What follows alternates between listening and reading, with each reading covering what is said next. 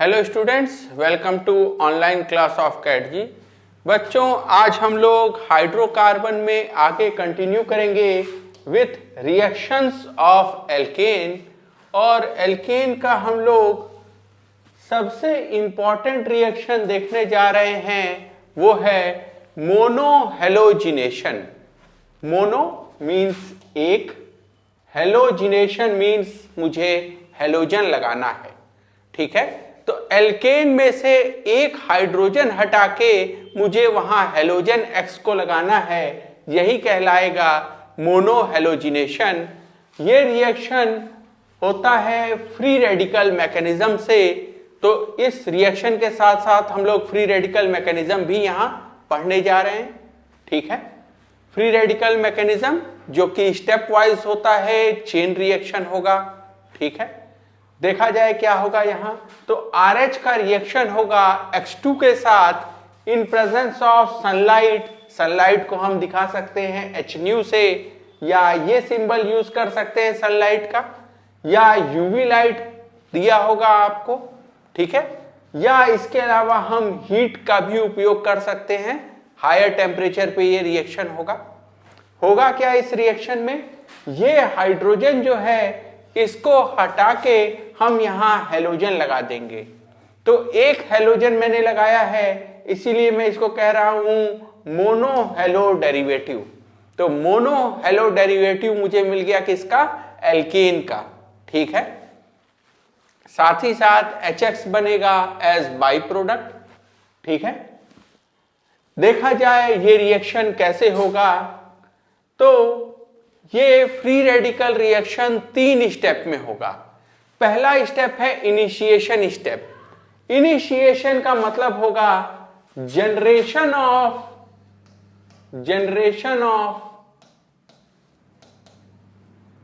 Free radical. तो free radical का generation जो है वो है इनिशिएशन। कैसे हो रहा है generation? X2 in presence of sunlight will break down. तो हेलोजन के बीच में जो बॉन्ड है, ये बॉन्ड का होमोलिसिस हो जाएगा, दोनों एक एक इलेक्ट्रॉन लेके। This will form 2x dot.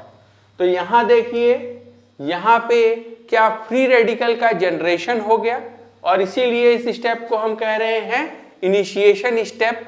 ठीक है, दूसरा स्टेप प्रोपोगेशन स्टेप।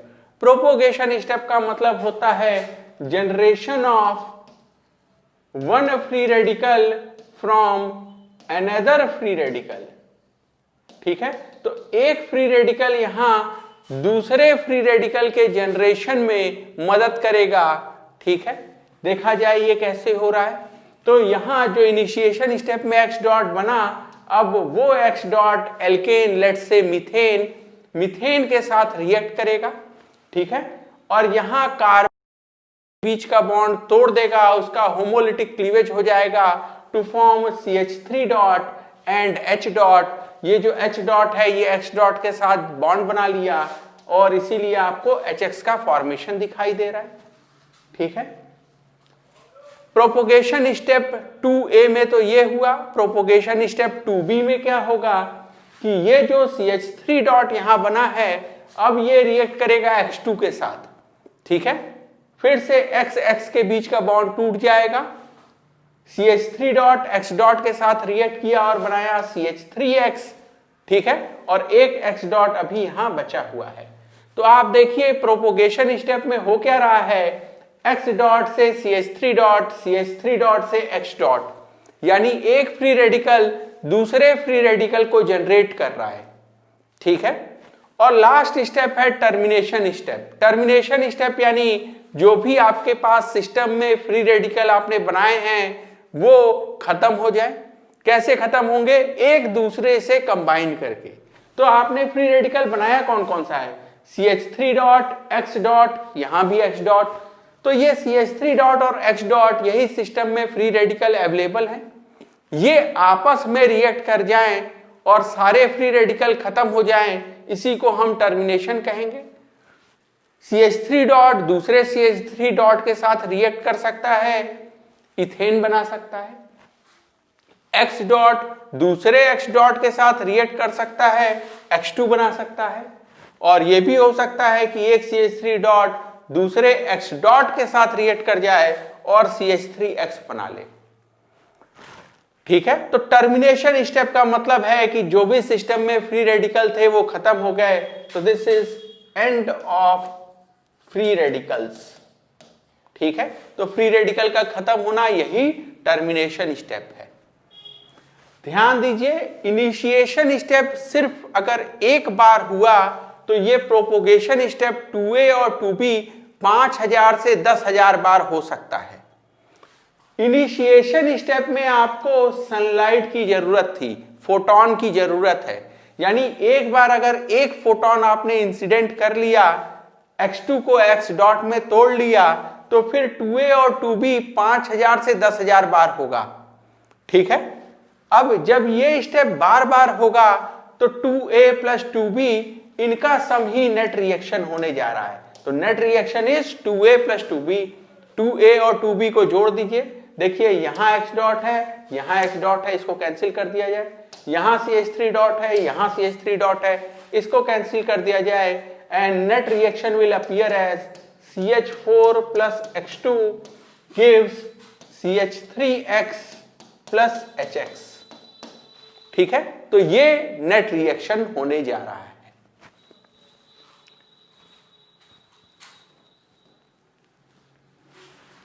ये बात ध्यान रखिएगा कि इनिशिएशन स्टेप एक बार तो प्रोपोगेशन स्टेप हजारों बार।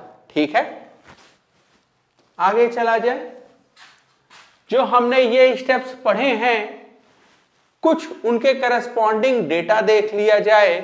ठीक है, so delta H reaction in kilo calorie पर मोल, अगर X2 जो है वो F2Cl2Br2 और I2 अगर मैं लूं तो उसके करस्पॉन्डिंग मैंने कुछ डेल्टा H वैल्यूज लिखे हुए हैं। ये सारे एक्सपेरिमेंटल वैल्यूज हैं। देखिए इनिशिएशन स्टेप के लिए डेटा क्या है, +38 +58 +46 एंड +36।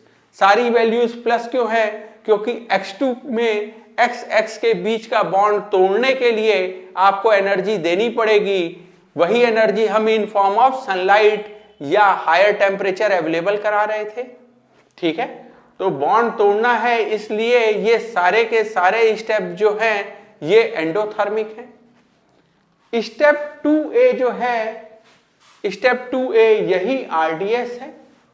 ठीक है, यही रेट डिटरमाइनिंग स्टेप है।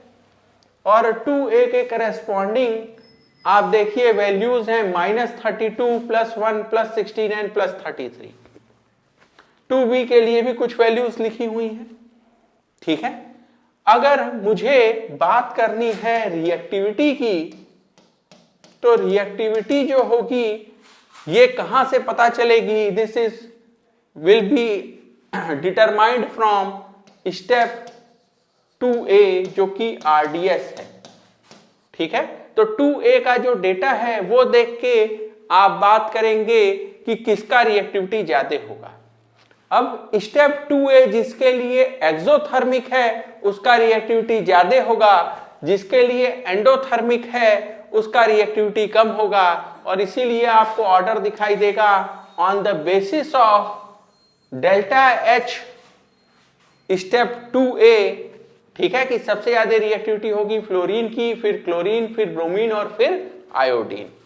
ठीक है, ध्यान दीजिएगा 2a के बेसिस पे आपको रिएक्टिविटी बताना है, क्योंकि स्टेप 2a RDS है। स्टेप 1 जो है इनिशिएशन स्टेप, ये तो सिर्फ एक ही बार होना है, इनिशिएशन तो एक ही बार हो रहा है, फ्री रेडिकल जब पहली बार जनरेट हुआ। तो स्टेप 1 का डेटा देख के रिएक्टिविटी बताने की गलती नहीं करिएगा। ऐसा भी नहीं करिएगा कि स्टेप 1, स्टेप 2a और 2b सबका उठा के डेटा आपने डेल्टा H का वैल्यू जोड़ दिया, ये भी गलत होगा। क्यों? क्योंकि स्टेप 1 तो सिर्फ एक बार होना है, बार बार रिपीट कौन होना है, 2a और 2b। ठीक है,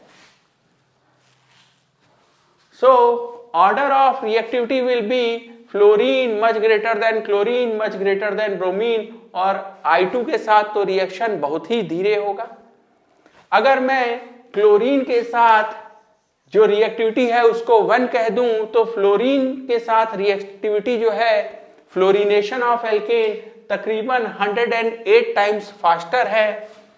ब्रोमिनेशन जो है वो 10 टू द पावर -10 टाइम्स हो रहा है, यानी बहुत कम है। और iodination 10 to the power -22 times है, जो कि बहुत ही कम है। ठीक है, तो बात की जाए the fluorination of alkane is vigorous. Vigorous कहने का मतलब ये जो रिएक्शन है it happens even in dark. इसको सनलाइट की जरूरत भी नहीं है, हायर टेम्परेचर की भी जरूरत नहीं है, तो रूम टेम्परेचर और डार्क में भी फ्लोरीनेशन हो जाता है। और फ्लोरीनेशन जो है उसका डेल्टा एच का वैल्यू आपने देखा कि वो एक्सोथर्मिक है। ठीक है, और यही वजह है कि फ्लोरीनेशन इज एक्सप्लोसिव। ठीक है, और हम लोग कभी भी लैब में फ्लोरीनेशन नहीं कराएंगे। अगर फ्लोरीनेशन कराना भी है तो fluorination in inert atmosphere of N2 कराया जाता है, ताकि F2 का कंसंट्रेशन जो है वो काफी कम हो जाए। ठीक है, ताकि हम कुछ कंट्रोल कर पाए रिएक्शन को। तो इन जनरल हम लोग फ्लोरीनेशन नहीं कराएंगे, उसकी चर्चा भी नहीं करेंगे। रीजन क्या है फ्लोरीनेशन के एक्सप्लोसिव होने का? Reason is delta H2A। ठीक है, आपने देखा डेल्टा H जो है रिएक्शन 2A स्टेप का वो हाईली एक्सोथर्मिक था। इसकी वजह क्या है? तो स्टेप 2A को देखें आप, इसमें क्या हो रहा है। स्टेप 2A में X डॉट रिएक्ट कर रहा है, ठीक है, CH3 डॉट बना रहा है और HX बना रहा है। तो फ्लोरीनेशन के साथ क्या है कि ये F डॉट जो है ये हाईली अनस्टेबल है, इसकी एनर्जी बहुत ज्यादा है, और बनने वाला जो HF है इसमें H और F के बीच का जो बॉन्ड स्ट्रेंथ है ये काफी ज्यादा है। यही वजह है कि ये अनस्टेबल, ये काफी स्टेबल, तो डेल्टा H जो है स्टेप 2A का ये काफी ज्यादा आ रहा है। ठीक है, काफी ज्यादा निगेटिव है, -32 वैल्यू आपको दिख रही है यहाँ। ठीक है, तो यही रीजन है कि फ्लोरीनेशन एक्सप्लोसिव है, फ्लोरीनेशन काफी विगरस है। ठीक है, F dot is most unstable and bond energy of HF is maximum. इसके अपोजिट अगर हम आयोडीनेशन की बात करें तो iodination can be done only in presence of strong oxidising agent. ठीक है, ऐसा क्यों? क्योंकि जब आप आयोडीनेशन कराएंगे, ठीक है, let's say CH4 plus I2, so this will give CH3I plus HI। ये बनने वाला HI जो है ये एक स्ट्रॉन्ग रिड्यूसिंग एजेंट है। HI CH3I के साथ रिएक्ट करके रिएक्शन को बैकवर्ड लेता जाता है, वापस CH4 और I2 में कन्वर्ट हो जाता है। तो अगर आपको रिएक्शन कराना है तो इस HI को खत्म करना पड़ेगा, और ये रिड्यूसिंग एजेंट है, इसीलिए मैंने एक स्ट्रॉन्ग ऑक्सीडाइजिंग एजेंट का उपयोग करना पड़ेगा। सो HI formed is strong reducing agent and reaction is reversible with low yield। और यही वजह है कि हम स्ट्रॉन्ग ऑक्सीडाइजिंग एजेंट का इस्तेमाल करें, लेट्स से HiO3 का, जो कि रिएक्ट कर जाएगा HI के साथ to convert it into I2 and H2O। ठीक है, तो I2 में वापस कन्वर्ट कर देगा और ये I2 फिर से रिएक्ट करेगा CH4 के साथ। ठीक है,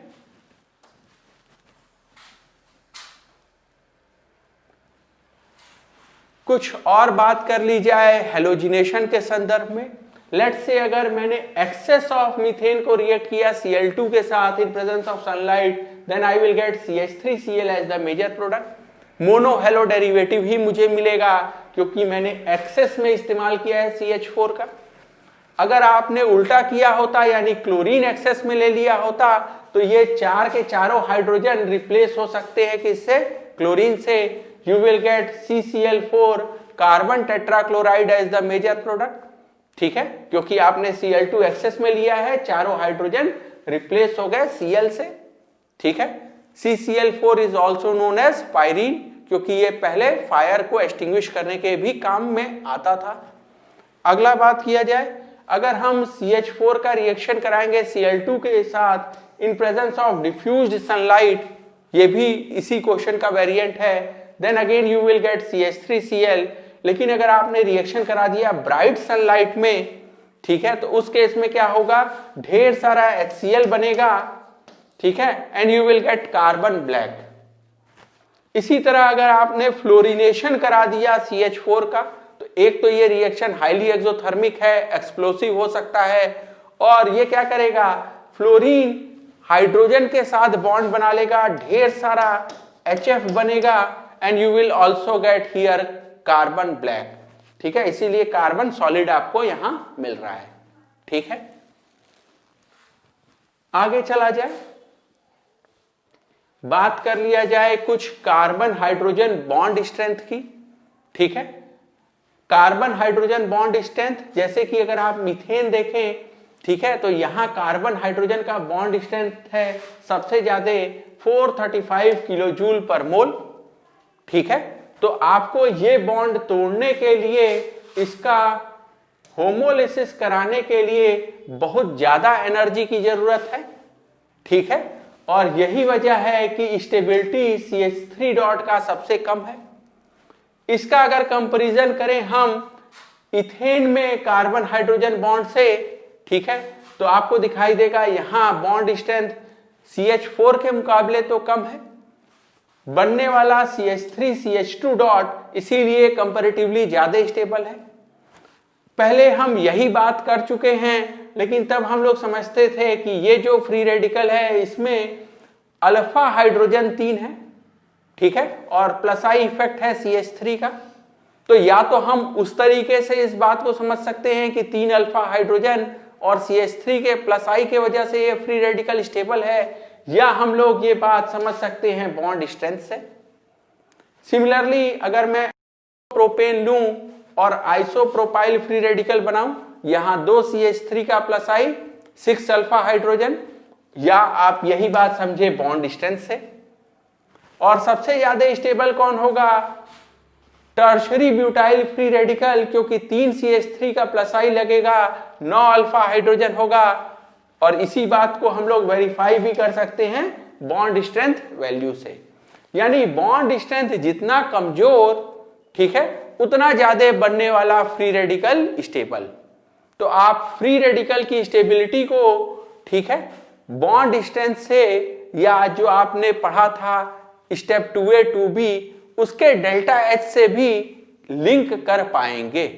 ठीक है, तो इस कॉन्सेप्ट को समझ के आगे चला जाए। ये फ्री रेडिकल मैकेनिज्म से रिएक्शन कराने के लिए मुझे कुछ फ्री रेडिकल इनिशिएटर्स की जरूरत पड़ती है। ऐसा फ्री रेडिकल इनिशिएटर हो सकता है पेरोक्साइड्स, पेरोक्साइड जैसे हाइड्रोजन पेरोक्साइड, बेंजोइल पेरोक्साइड, ठीक है, या डाई टर्शरी ब्यूटाइल पेरोक्साइड। ठीक है, मैं इस्तेमाल कर सकता हूं एजो बिस आइसोब्यूटाइरोनाइट्राइल का। ठीक है, तो आपको ये benzoyl peroxide, tertiary butyl peroxide और इस AIBN का स्ट्रक्चर देके भी ये सवाल पूछा जा सकता है। तो एक बार इस स्ट्रक्चर को देख लीजिए, हो सकता है आपको ये क्वेश्चन में दिखाई पड़े और आपको समझ ना आए कि इसका क्या रोल है। ठीक है, तो पेरोक्साइड अगर आपको कहीं रिएक्शन में दिखाई दे रहा है, इसका मतलब हो सकता है कि वो रिएक्शन फ्री रेडिकल मैकेनिज्म से कराना चाह रहा हो, इसीलिए आपको हिंट की तरह दिया है। जो रेडिकल इनिशिएटर होते हैं उनका काम होता है रेडिकल के जनरेशन में मदद करना, और कुछ लोग उसका उल्टा भी काम कर सकते हैं, और उनको हम लोग कहते हैं इनहिबिटर्स। ठीक है, इनहिबिटर का मतलब है कि सिस्टम में जो भी फ्री रेडिकल होगा वो उसको खत्म कर देंगे। ठीक है, और ऐसा फ्री रेडिकल इनहिबिटर हो सकता है O2 या क्विनोन। ठीक है, तो O2 या क्विनोन अगर किसी रिएक्शन में इस्तेमाल हो रहा है, इसका मतलब वो हिंट दे रहा है कि नहीं चाहता वो कि आप फ्री रेडिकल मैकेनिज्म सोचें। ठीक है, तो O2 और क्विनोन फ्री रेडिकल्स को खत्म करने के काम आते हैं, टर्मिनेट करने के काम आते हैं। अब हमने बात कर लिया कि फ्लोरिनेशन जो है वो बहुत एक्सप्लोसिव है और आयोडीनेशन तो कराना बहुत कठिन है, इसलिए ये दोनों लैब में नहीं कराए जाएंगे। लैब में हम लोग कराएंगे कौन सा, ब्रोमिनेशन और क्लोरीनेशन। ठीक है, तो कुछ क्वेश्चन किया जाए अब हम लोग ब्रोमिनेशन और क्लोरीनेशन पे, और कुछ नए कॉन्सेप्ट्स को सीखा जाए। So question is calculate the percentage और mole ratio of n butyl chloride and secondary butyl chloride products formed by monochlorination of n butane. ये कह रहा है कि एन ब्यूटेन है आपके पास, CH3 CH2 CH2 CH3, N butane substrate है आपके पास, और आप इसका मोनोक्लोरिनेशन कराने जा रहे हो। ठीक है, मोनोक्लोरिनेशन कराने जा रहे हो यानी आप एक हाइड्रोजन हटा के एक क्लोरीन लगाने वाले हो। कौन सा हाइड्रोजन आप हटा सकते हो, तो ये देखिए, ये 3 हाइड्रोजन और ये 3 हाइड्रोजन, ये 6 हाइड्रोजन एक जैसे हैं। ये दोनों हाइड्रोजन और ये दोनों हाइड्रोजन ये एक जैसे हैं। ठीक है, तो आप क्या कर सकते हैं, इन 3, ये 3, इन 6 हाइड्रोजन में से कोई भी एक हाइड्रोजन हटा के अगर आप उसकी जगह क्लोरीन लगा दें तो आपको प्रोडक्ट क्या मिलेगा, you will get the product as n butyl chloride. तो एन ब्यूटाइल क्लोराइड आपको प्रोडक्ट मिल जाएगा।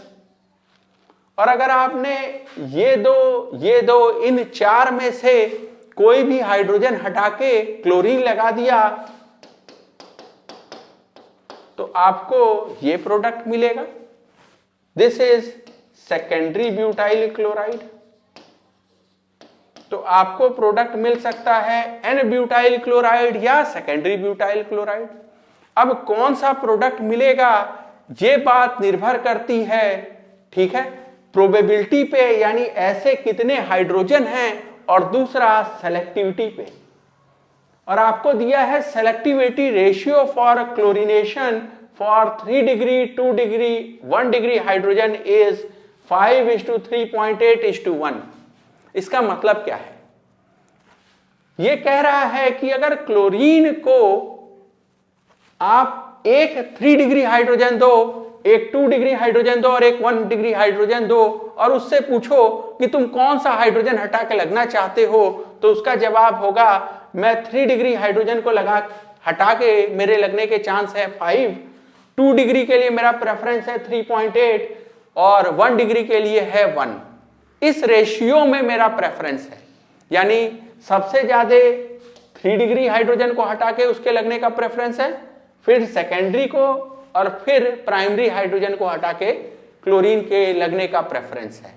ठीक है, तो जो 2 प्रोडक्ट बने हैं, 2 प्रोडक्ट कौन से, एन ब्यूटाइल क्लोराइड, ठीक है, और सेकेंडरी ब्यूटाइल क्लोराइड।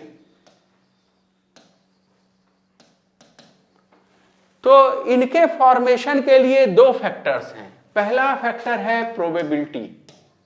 प्रोबेबिलिटी का मतलब है कितने ऐसे हाइड्रोजन हैं जिनको हटा के, ठीक है, क्लोरीन लग सकता है।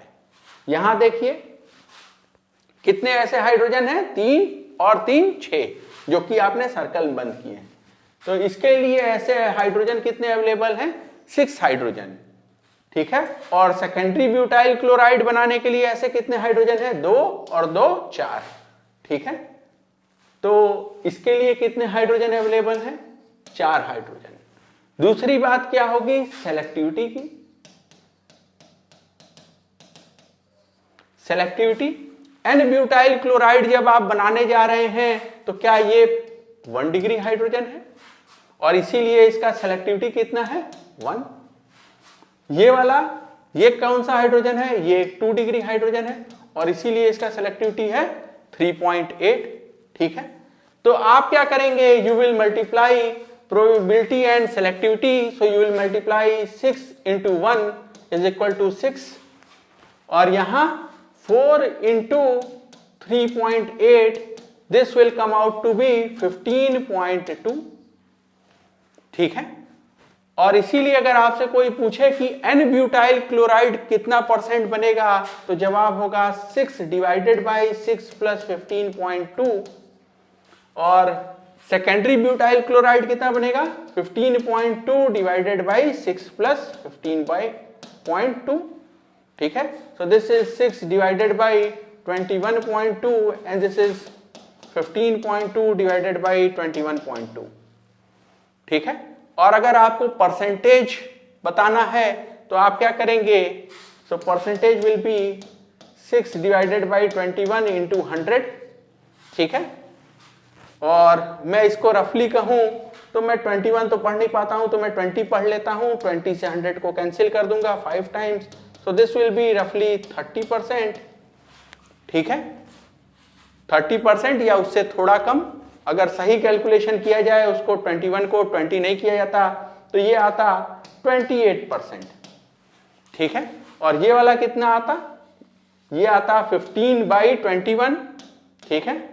तो this is 5/7, 5/7 into 100, so this will come out to be 100 minus 28%, so this will come out to be 72%, ठीक है। चलिए अगला क्वेश्चन देखा जाए। So next question says calculate the answer to previous question if bromination was done instead of chlorination. यानी अब हमको कह रहा है कि आप नॉर्मल ब्यूटेन लें और उसका ब्रोमिनेशन कराएं, ठीक है। ब्रोमिनेशन कराएं, फिर से यही होगा, फिर से आपको प्रोडक्ट क्या मिलेगा, एन ब्यूटाइल ब्रोमाइड और सेकेंडरी ब्यूटाइल ब्रोमाइड। और कह रहा है कि इस बार आप आंसर निकालिए कि एन ब्यूटाइल ब्रोमाइड और सेकेंडरी ब्यूटाइल ब्रोमाइड किस परसेंटेज में बनेंगे, given selectivity for bromination is this, ठीक है। वापस से देखा जाए, अगर मैं ब्रोमिनेशन कराऊंगा, अगेन नंबर ऑफ हाइड्रोजन, ठीक है, इसके लिए कितना होगा, एन ब्यूटाइल ब्रोमाइड के लिए 6 हाइड्रोजन। और अगर मुझे सेकेंडरी बनाना है, इसका मतलब ये दो, ठीक है, इन 4 हाइड्रोजन में से ही किसी को हटा के ब्रोमीन लगाना पड़ेगा, तो इसके लिए कितना हाइड्रोजन अवेलेबल होगा, 4, ठीक है। तो पिछले ही क्वेश्चन में हम लोग चेंज करके देख लिया जाए, तो इस बार आपको एन ब्यूटाइल ब्रोमाइड बनाना है और सेकेंडरी ब्यूटाइल ब्रोमाइड बनाना है, ठीक है।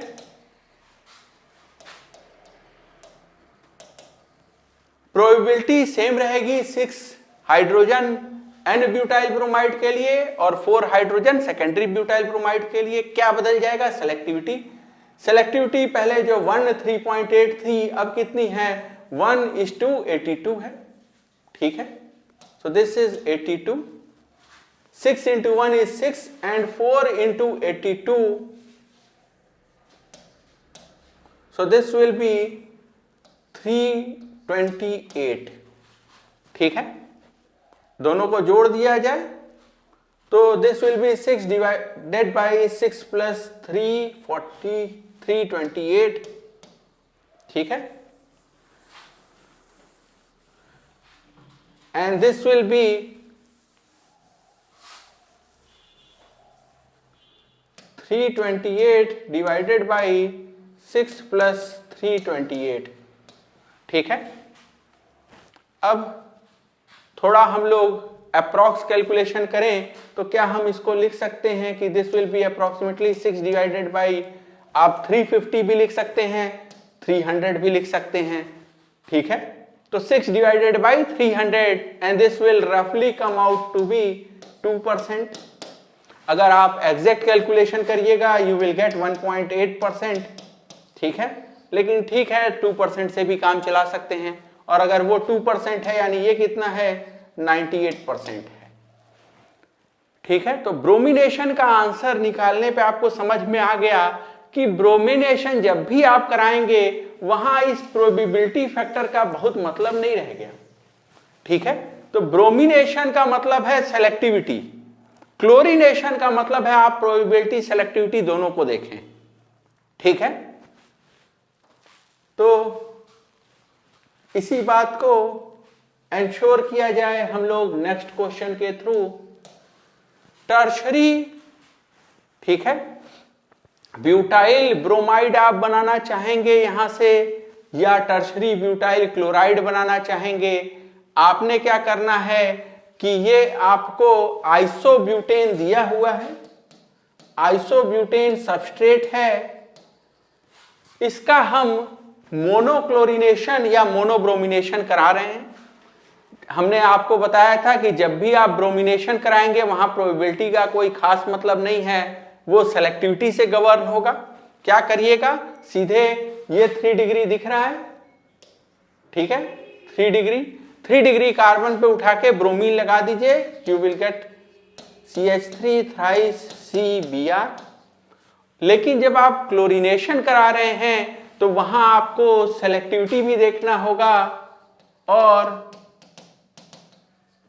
प्रोबेबिलिटी भी देखना होगा, ठीक है। या हम यूं कहें कि प्रोबेबिलिटी के लिए यहां 3 + 3 + 3 9 हाइड्रोजन है, ठीक है, 9 हाइड्रोजन है जो कि 1 डिग्री हाइड्रोजन है।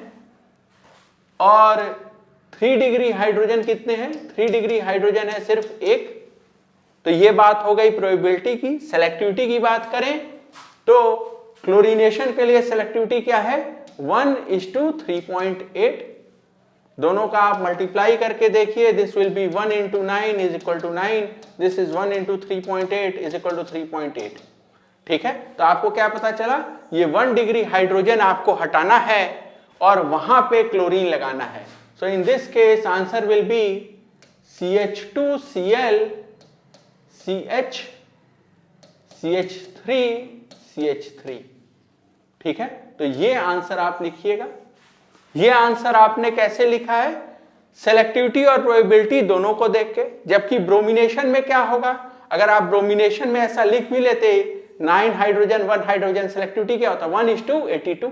तो जैसे ही ये 82 होता, ये फिगर क्या हो जाता 82, और आपको पता चल जाता कि आपने 82 भी नहीं, सेलेक्टिविटी तो 82 2 डिग्री हाइड्रोजन के लिए है, 3 डिग्री के लिए तो 1600 है, ठीक है। तो ये 1600 हो जाता है। और आपको पता होता है कि ब्रोमिनेशन में हमेशा क्या देखना है, तो ब्रोमिनेशन में हमेशा सेलेक्टिविटी को देखना है, जबकि क्लोरीनेशन में आपको सेलेक्टिविटी प्रोबेबिलिटी दोनों को देखना पड़ेगा, ठीक है। आगे चला जाए, आगे हम लोग नेक्स्ट क्वेश्चन देखा जाए।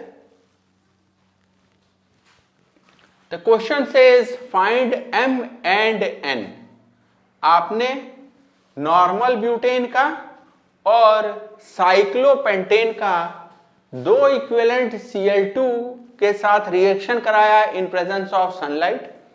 किया क्या है आपने डाइक्लोरो डेरिवेटिव प्रोडक्ट फॉर्म करना है, ठीक है। 2 इक्विवेलेंट Cl2 इसीलिए दिया है ताकि आप 2 क्लोरीन लगा पाए। तो N ब्यूटेन पे 2 क्लोरीन लगाएंगे, सिमिलरली जो साइक्लोपेंटेन है उस पे भी 2 क्लोरीन लगाना है। और ऐसा करने पे आपको M फ्रैक्शंस मिले, यानी जो प्रोडक्ट मिला उसका टोटल आइसोमर, स्टीरियो आइसोमर भी आप गिन लें तो वो टोटल M फ्रैक्शंस होंगे। अब उन M फ्रैक्शंस का आप फ्रैक्शनल डिस्टिलेशन कर रहे हैं, तो इन M फ्रैक्शन में कुछ जो हैं वो इनेंशियोमर के पेयर होंगे जो कि एक साथ जाएंगे, कुछ डाया स्टीरियोमर होंगे जो अलग हो जाएंगे। और ऐसा करने पे, फ्रैक्शनल डिस्टिलेशन करने पे आपको N फ्रैक्शंस मिला, ठीक है। तो यहां जो M फ्रैक्शन है वो N फ्रैक्शन में कन्वर्ट हो गया, क्योंकि D और L का पेयर एक साथ गया, इनेंशियोमर का पेयर, और डाया स्टीरियोमर सारे अलग हो गए। सो you will gate N fractions. Question says find M और N। तो M एंड N मुझे निकालना है। आप ट्राई कर लीजिए, ठीक है, वीडियो पॉज करके। मीनवाइल हम यहां आंसर डिस्कस करते हैं। तो नॉर्मल ब्यूटेन है, सबसे पहले इस पे एक इक्विवेलेंट क्लोरीन का अगर मैं लगाने जाऊं तो मुझे क्या मिलेगा, आई will gate N butyl chloride and secondary butyl chloride, ठीक है। और अब अगर मैं इसका क्लोरीनेशन करूं एक और इक्विवेलेंट के साथ, इसका भी करूं एक और इक्विवेलेंट Cl2 के साथ। तो अगला क्लोरीन कहां लग सकता है? अगला क्लोरीन यहां लग सकता है, यहां लग सकता है, यहां या यहां। प्रोडक्ट क्या मिल सकता है मुझे? अगर इसको मैं पोजीशन 1 कहूं तो 1 1 1 2 1 3 और 1 4। ठीक है, इसको देखा जाए कहां लग सकता है। अगर यहां आप कहेंगे तो ये तो रिपीटिशन हो जाएगा, ये 1 2 है। ठीक है, तो 1 2 तो आप पहले ही समझ चुके हैं। यहां लग सकता है this will be 2 2, this will be 2 3। और अगर आप यहां लगाएंगे तो ये रिपीटिशन है 1 3 का, तो ये बात तो हम लोग पहले ही कर चुके होंगे। ठीक है, तो ये आपको प्रोडक्ट मिल सकते हैं, लेकिन हो सकता है इनमें से कोई ऑप्टिकली एक्टिव हो, तो उसकी भी बात आपको करनी पड़ेगी। सबसे पहले हम लोग बना के प्रोडक्ट देखा जाए। सो दिस विल बी प्रोडक्ट 1। ठीक है, यहां कोई भी ऑप्टिकल सेंटर मुझे नहीं मिल रहा है, कायरल कार्बन नहीं मिल रहा है। So this was 1 1। अगला बनाया जाए 1 2। तो 1 2 अगर आप बनाएंगे तो ये कायरल सेंटर हो गया। अगर ये कायरल सेंटर हो गया यानी यहां मुझे D और L का पेयर मिलेगा, यानी यहां मुझे दो प्रोडक्ट मिलेगा 2 और 3। ठीक है, अगला देखा जाए 1 3 बनाया जाए। ठीक है, तो 1 3 क्या ये कायरल सेंटर हो गया? ठीक है, अगर ये कायरल सेंटर हो गया यानी यहां भी मुझे D एंड L का पेयर मिलने जा रहा है। आई will get from here product 4 and 5। Next 1 4 बनाया जाए। ठीक है, यहां कोई कायरल सेंटर नहीं है, तो ये हो गया प्रोडक्ट 6। ठीक है, अब आगे 2 2 और 2 3 बना के देखा जाए।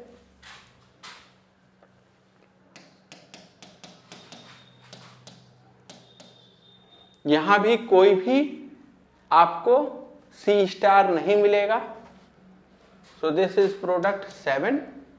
ठीक है, और अगला हम लोग बनाया जाए 2 3।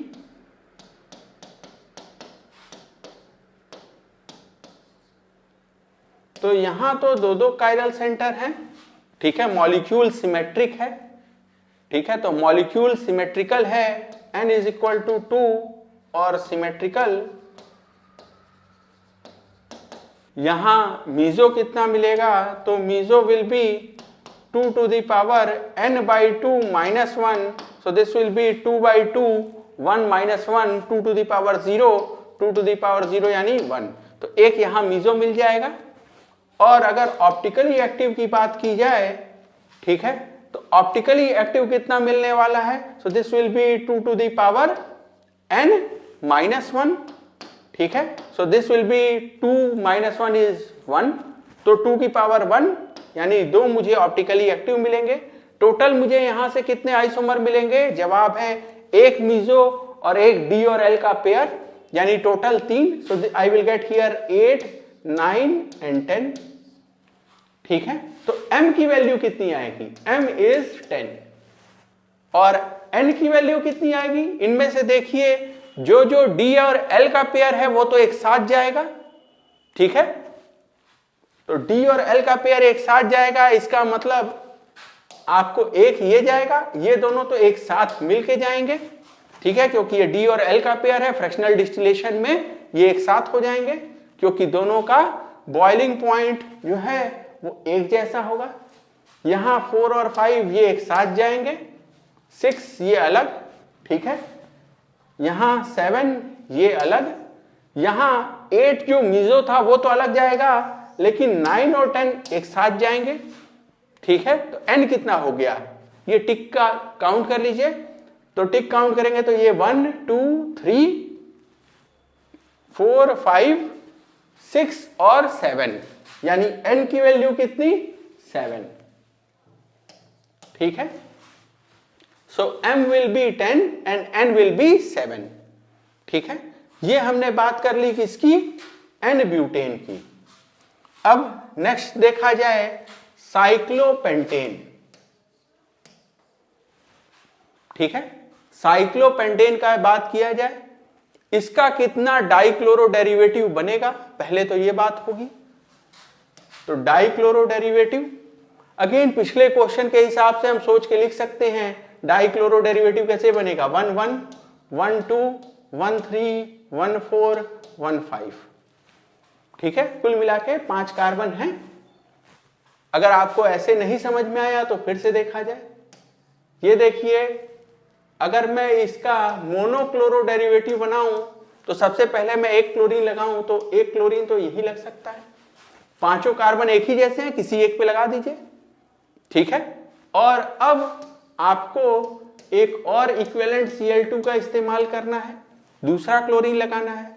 अब दूसरे क्लोरीन की बात करें तो वो कहां जा सकता है, दूसरा क्लोरीन जो है वो जा सकता है सेम कार्बन पे जहां पे पहला वाला गया था, तो ये बन सकता है।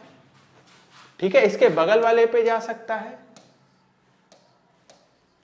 इसके बगल पे जा सकता है, लेकिन वहां फिर से 2 ऑप्शन होंगे। हो सकता है ये सिस हो सकता है ये ट्रांस हो। ठीक है, जो मैंने ब्लैंक छोड़ा है वो हाइड्रोजन है।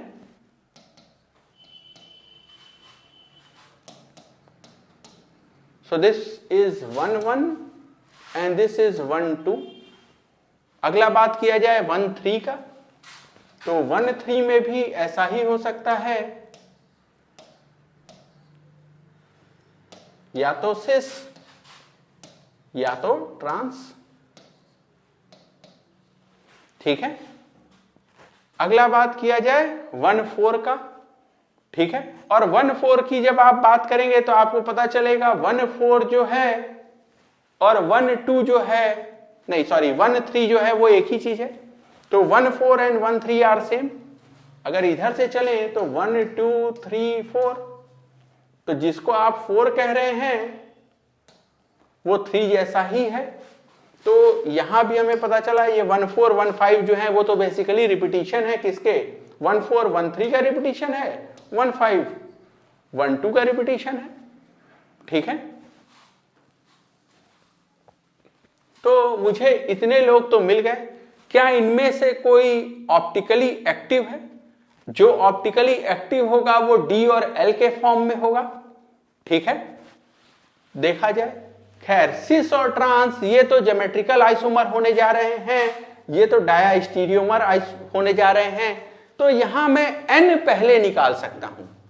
ठीक है, तो सिस और ये ट्रांस, अगर N की बात की जाए तो N here will be 1 2 3 4 and 5।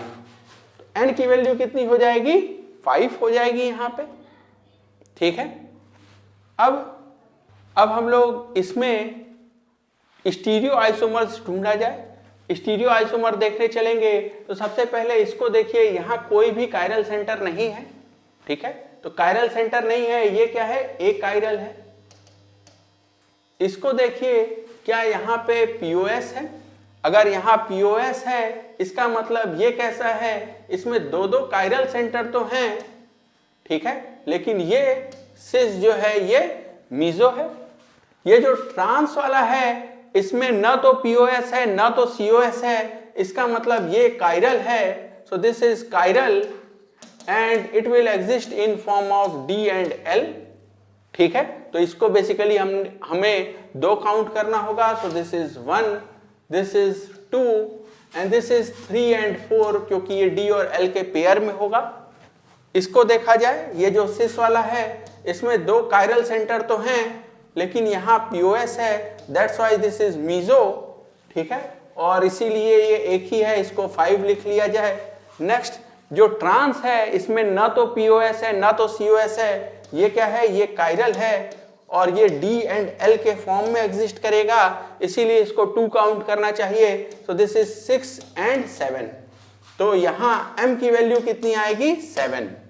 ठीक है, तो आप देखिए कि जब इसका आप डाई क्लोरो डेरिवेटिव बनाएंगे, ठीक है, क्लोरीन एक यहां और एक आप जो है इन पोजीशंस पे लगा के देखेंगे सभी पे, तो यहां आपको टोटल आइसोमर जो है वो 7 मिलेंगे और उसमें से 2 जो थे वो D और L के पेयर थे और इसीलिए N की वैल्यू कितनी मिल गई थी 5। ठीक है, ये क्वेश्चन आपको समझ में आया? सो this is another variety of question that can be asked using this concept. ठीक है, अब एक और रिएक्शन की बात कर ली जाए जो कि हेलोजिनेशन या मोनोहेलोजिनेशन के जैसा ही है। So this is called as Reed's reaction. Reed's reaction में हम क्या करते हैं, हम एल्केन का रिएक्शन कराते हैं सल्फ्यूरिल क्लोराइड के साथ इन प्रेजेंस ऑफ HNu। ये HNu क्यों? क्योंकि ये बताता है कि reaction again free radical mechanism से होगा। ठीक है, फ्री रेडिकल मैकेनिज्म से होगा, हाइड्रोजन हट के वहां पे क्लोरीन लग जाएगा, you will gate monochloro product. ठीक है, तो मोनोक्लोरो प्रोडक्ट बनेगा। अच्छी बात क्या है यहाँ पे कि एक तो साइड प्रोडक्ट जो HCl और SO2 यहां बनते हैं वो गैस होते हैं और खुद ही एस्केप कर जाते हैं। दूसरा अच्छा बात यह है कि अगर आप Cl2 के साथ जब रिएक्शन कराते हैं तो आपको प्रोबेबिलिटी और सेलेक्टिविटी दोनों का ध्यान देना होता है। विथ SO2Cl2 रीड्स रिएक्शन जो क्लोरीनेशन है ये सेलेक्टिव होता है। अगेन आपको प्रोबेबिलिटी की चिंता यहां नहीं करनी पड़ती है। ठीक है, देखा जाए ये रिएक्शन कैसे होता है, तो ये रिएक्शन भी 3 स्टेप में है। पहले स्टेप में क्या होगा, SOCl2 in presence of sunlight will break into Cl free radical and SO2Cl dot. ठीक है, फिर क्या होगा, ये Cl डॉट जो है वो एल्केन में से H डॉट को बाहर निकाल लेगा। This will generate R dot and HCl will be formed, HCl escape कर जाएगा।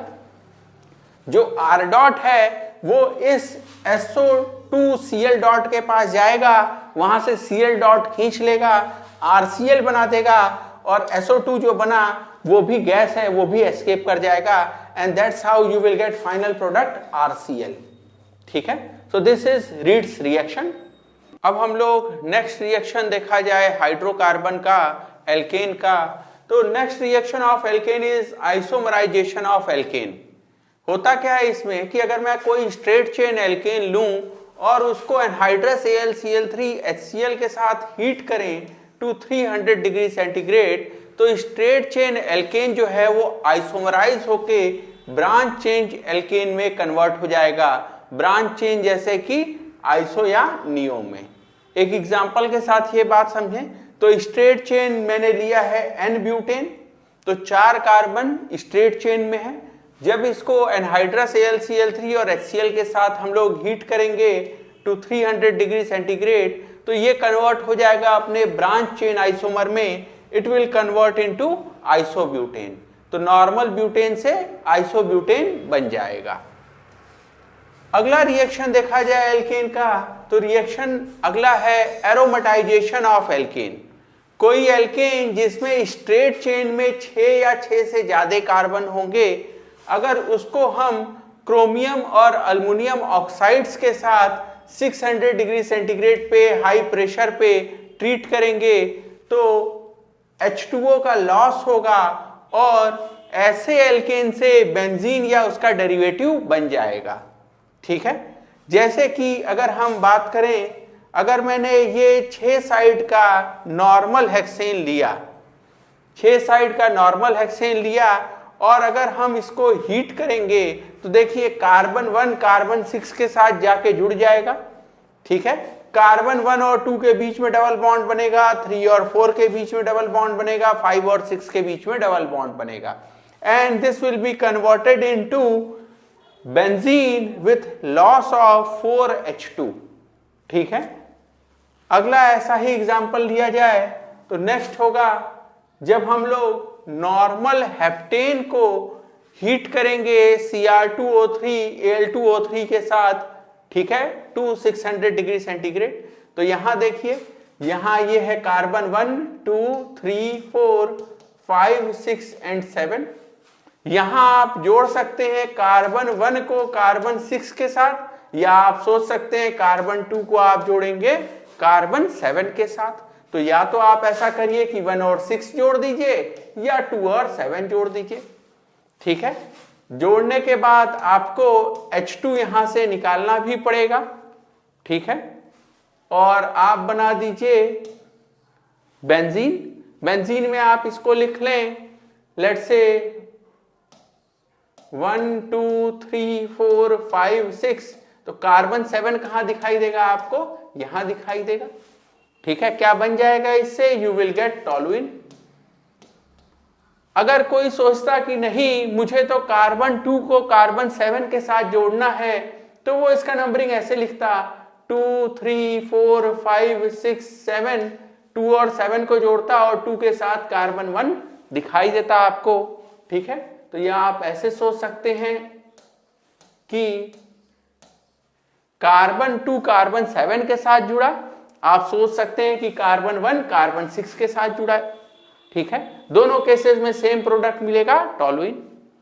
यहां अगला क्वेश्चन देखिए, यहां देखिए कितने कार्बन स्टेट चेन में है। तो अगर मैं नंबरिंग करूं 1 2 3 4 5 6 7, अगर कोई कार्बन 1 को कार्बन 6 के साथ जोड़ देगा तो उसको दिखाई देगा कार्बन 6 पे अभी भी 2 मिथाइल हैं। कार्बन 6 पे 2 मिथाइल दिखाई देंगे उसको, और ऐसा तो हो नहीं सकता क्योंकि बेंजीन रिंग में एक ही वैलेंसी खाली रहती है, एक ही हाइड्रोजन होता है C6H6 में, वही हाइड्रोजन हटा के आप कुछ लगा सकते थे। तो आप कभी भी यहां कार्बन 1 को कार्बन 6 के साथ, कार्बन 1 को कार्बन 6 के साथ मत जोड़िएगा। यहां आप सोचिएगा कार्बन 2 को कार्बन 7 के साथ जोड़ना है। ठीक है, कार्बन 2 को कार्बन 7 के साथ जोड़िए, और ऐसे केस में आपको क्या दिखाई देगा? नंबरिंग कर लीजिए 2 3 4 5 6 7। ठीक है, कार्बन 2 पे अब दिखाई देगा अभी भी कार्बन CH3 एक बाकी है, कार्बन 1 बाकी है, और कार्बन 6 पे एक और CH3 है। ठीक है, तो कार्बन 2 पे और कार्बन 2 पे ये वाला CH3 बाकी था, और इधर जब जाएंगे तो कार्बन 6 पे ये वाला CH3 दिखाई देगा। 2 और 7 तो आपस में जुड़ गया है। So you will get here metaxylene as product. ठीक है, मेटाजाइलीन प्रोडक्ट मिलेगा। नेक्स्ट देखिए यहां कितने कार्बन हैं। तो दिस हैज 1 2 3 4 5 6 7।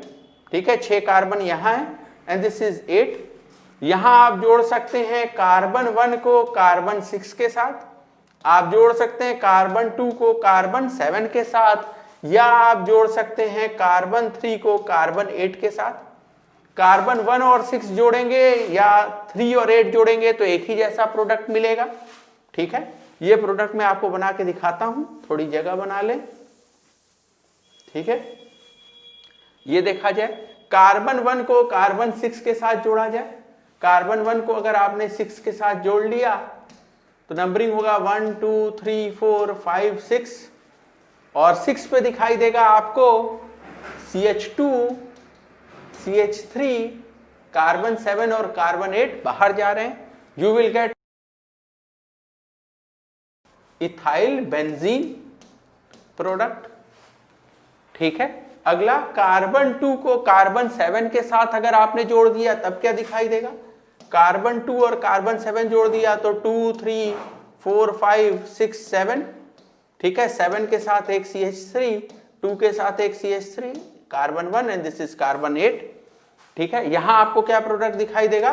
ऑर्थोजाइलिन।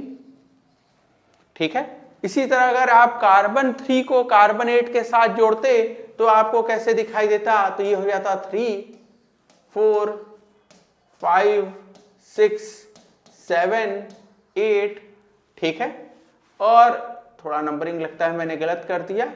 ठीक है, सॉरी, इसको ऐसे नहीं किया जाए, 3 को 8 के साथ करना है अगर, और इसी में दिखाना है कि यही प्रोडक्ट बना, तो ये मैं कहूं 1 2 ये 3 4 5 6 7 एंड 8। ठीक है, 3 और 8 आपस में जुड़ गया है, और 3 के साथ अभी भी कार्बन 2 और कार्बन 1 जुड़ा हुआ है। So this is again ethyl benzene product. तो इस केस में आपको दो प्रोडक्ट मिलेगा, इथाइल बेंजीन और ऑर्थोजाइलिन। यहां आपको मिला था मेटाजाइलिन, ठीक है, यहां पे आपको मिला था टॉलुइन प्रोडक्ट, ठीक है। अब बात किया जाए हम लोग अगले रिएक्शन की। So next reaction is pyrolysis of alkene. Pyrolysis मतलब है क्या? पायरो मतलब हीट या फायर, लिसिस मतलब टूटना, ठीक है। तो हायर टेम्परेचर पे एल्केन का टूट जाना, यही पायरोलिसिस है। होगा क्या यहां? Heating alkane at 400 to 500 degree centigrade in absence of air. ये एब्सेंस ऑफ एयर जरूरी है यहां, ठीक है। अगर एयर के प्रेजेंस में करिएगा तो उसका कंबशन हो जाएगा। तो अगर हम लोग एल्केन को हायर टेम्परेचर पे हीट करें 400 से 500 डिग्री सेंटीग्रेड पे इन एब्सेंस ऑफ एयर, तो एल्केन टूट जाएगा स्मॉलर एल्केन और एल्कीन में। फॉर एग्जाम्पल लेट्स से अगर मैंने प्रोपेन लिया और उसको हीट कर दिया, तो स्मॉलर एल्केन क्या बन सकता है? यहां पे मीथेन बन सकता है, इथेन बन सकता है, स्मॉलर एल्कीन भी बन सकता है जैसे कि इथीन, ठीक है। तो मीथेन, इथेन और इथीन ये सब बन सकता है डिपेंडिंग अपॉन आपने कौन सा कार्बन कार्बन बॉन्ड तोड़ दिया, ठीक है। आगे चला जाए। नेक्स्ट रिएक्शन है एल्केन का कैटालिटिक ऑक्सीडेशन। अगर आपने ऑक्सीजन को सफिशिएंट रखा या एक्सेस रखा तो उस केस में होगा कंप्लीट ऑक्सीडेशन। कंप्लीट ऑक्सीडेशन जब आप करेंगे तो कोई भी हाइड्रोकार्बन जो है, कोई भी hydrocarbon CnH2n+2 will be converted into CO2 and H2O। Methane को हीट करेंगे वो भी CO2 और H2O में कन्वर्ट हो जाएगा। तो हम यहां कंप्लीट ऑक्सीडेशन की बात नहीं कर रहे हैं, हम कंबशन की बात नहीं कर रहे हैं, हम बात कर रहे हैं कैटालिटिक ऑक्सीडेशन की, ठीक है। अगर ऐसा कैटालिटिक ऑक्सीडेशन आप करेंगे डिफरेंट कैटलिस्ट के प्रेजेंस में, तो आपको अलग अलग कंपाउंड देखने को मिलेगा। फॉर एग्जाम्पल अगर आपने मीथेन को copper at 300 degree centigrade at pressure of 100 atm, ठीक है, अगर आपने ऑक्सीडाइज किया, in that case you will get methanol as product. अगर आपने ऑक्सीडेशन कराया ओवर कैटलिस्ट मॉलिब्डेनम ऑक्साइड, ठीक है, उस केस में आपको प्रोडक्ट मिलेगा एल्डिहाइड फॉर्मल्डिहाइड। अगर आपने इथेन का ऑक्सीडेशन कराया मैंगनीज एसीटेट के प्रेजेंस में, इस कैटलिस्ट का उपयोग किया आपने, तो उस केस में आपको इथेन से दिखाई देगा एसिटिक एसिड बनते हुए, ठीक है। अगर आपने आइसोब्यूटेन का ऑक्सीडेशन कराया KMnO4 के प्रेजेंस में, ध्यान दीजिएगा ये जो 3 डिग्री हाइड्रोजन है, ठीक है, ये 3 degree hydrogen, this is oxidised to OH।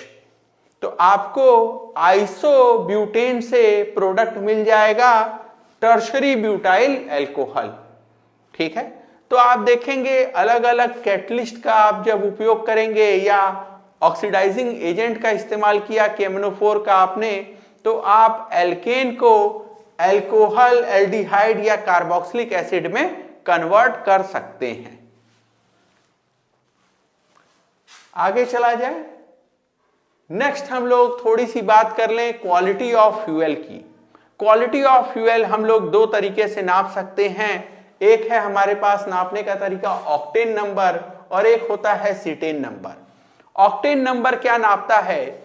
Octane number किसी फ्यूल का एंटी नॉकिंग या नॉकिंग प्रॉपर्टी नापता है, ठीक है। आप समझिए अगर कोई एल्केन जो है उसमें ढेर सारा आपको दिखाई दे जाए सेकेंडरी और टर्शरी हाइड्रोजन, तो ऐसा कार्बन हाइड्रोजन का बॉन्ड रिलेटिवली कमजोर होता है, ये जल्दी टूट जाता है।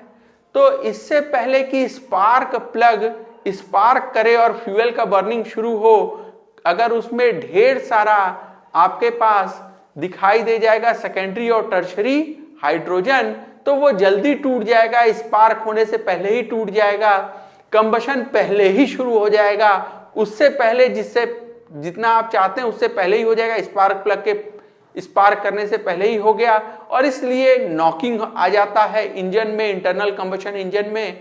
ठीक है, और इसी को हम लोग नापते हैं ऑक्टेन नंबर से।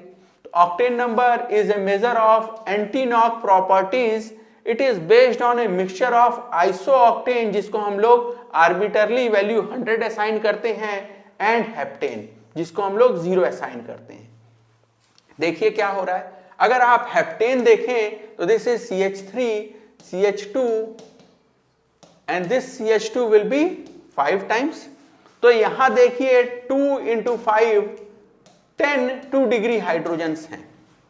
ठीक है, और इसी वजह से ये बॉन्ड जो है 10 ऐसे 2 डिग्री हाइड्रोजन है जिनका बॉन्ड जल्दी टूट जाता है, और इसी वजह से फ्यूल प्लग के स्पार्क करने से पहले ही ये फ्यूल जलने की शुरुआत हो जाती है, नॉकिंग प्रोड्यूस होता है। इसके अगेंस्ट आप आइसोऑक्टेन को देखें, ध्यान दीजिएगा आइसोऑक्टेन का स्ट्रक्चर थोड़ा अलग होता है। ठीक है, सो दिस इज आइसोऑक्टेन।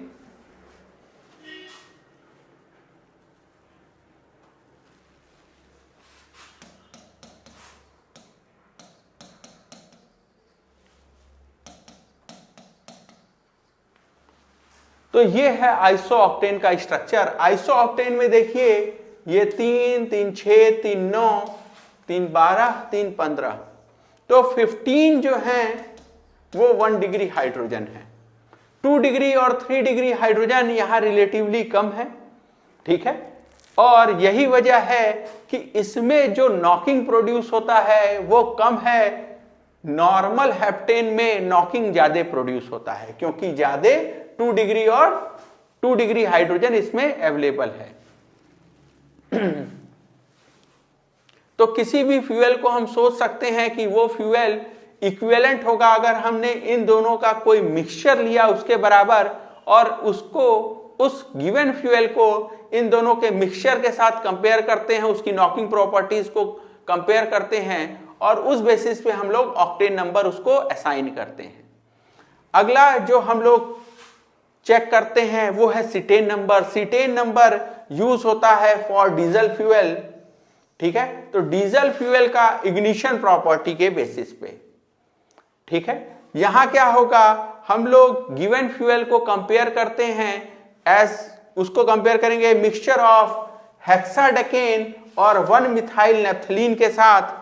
ठीक है, और देखेंगे कि उसका इग्निशन जो प्रॉपर्टी है वो इस मिक्सचर इन दोनों का अगर लिया जाए तो वो किस रेशियो में लिया जाए। ठीक है, और उसके बराबर हो जाए। ठीक है, यहां भी हम लोग हेक्साडेकेन को आर्बिटरली वैल्यू असाइन कर दिए हैं 100, और 1 मिथाइल नेफ्थलीन को वैल्यू असाइन किया जाता है 0। गिवन फ्यूल का इग्निशन प्रॉपर्टी इनके मिक्सचर के साथ कंपेयर किया जाता है, और इस बेसिस पे सीटेन नंबर असाइन किया जाता है। ठीक है, कुछ आप एंटी नॉकिंग एजेंट्स उनका नाम पढ़ लीजिएगा अपनी शीट से। This was all about reactions of alkane. ठीक है, with this we end alkane topic. अगले क्लास से हम लोग एल्कीन के बारे में बात करेंगे। Thank you.